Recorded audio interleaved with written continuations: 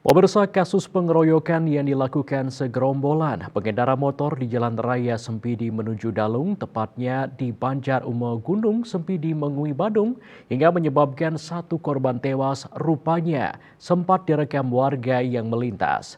Meski dalam rekaman tersebut beberapa wajah pelaku terlihat cukup jelas, hingga berita ini diturunkan belum ada pelaku yang tertangkap polisi.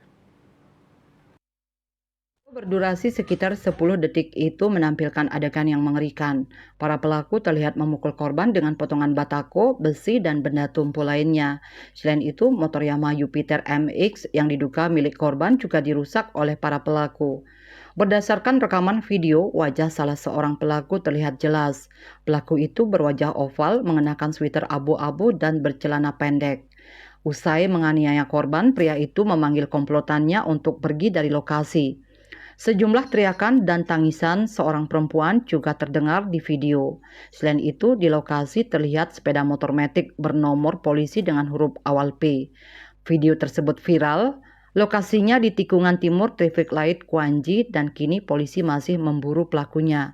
Pengejaran para pelaku dibenarkan Kasih Humas Polres Badung Ibtu Ketut Sudane. Pasca kejadian telah dilakukan olah TKP. Selain itu, berdasarkan rekaman CCTV dan video yang beredar, wajah dan identitas kendaraan para pelaku telah dikantongi. Dan Pos melaporkan.